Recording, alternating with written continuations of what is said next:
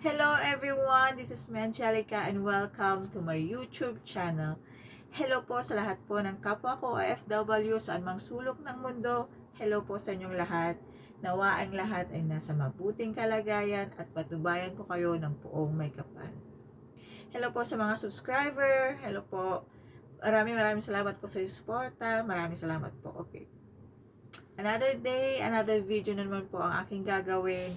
Pero bago po niyan, at kung bago ka pa lang sa aking YouTube channel, huwag pong kalimutan mag-subscribe, mag-like and comment, at pindutin na rin po ang notification bell button para updated po kayo sakali may mga videos po akong i-upload.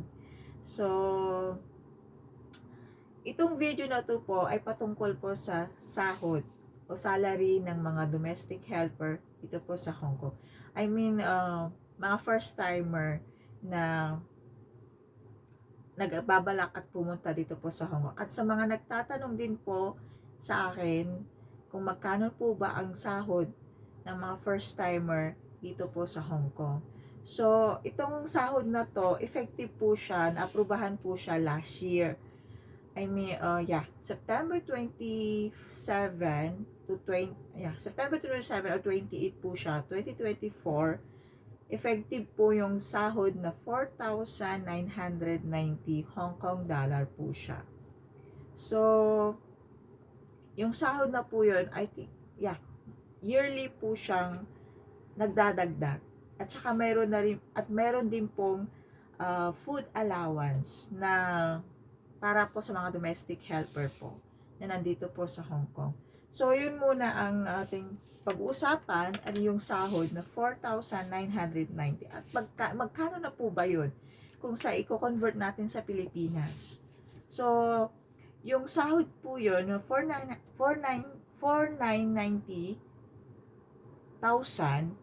times po natin, sa ngayon po ay pumapalo na rate po ng Hong Kong dollar, palitan dito po ay nasa 7.45 or 7.46. Yun po yung nakita ko kanina sa padalhan. So, nasa 7.46. So, pag tinimes po natin yun, aabot po siya ng 37. Pumapalo po siya ng 37,000. Sa Pilipinas po yun na palitan.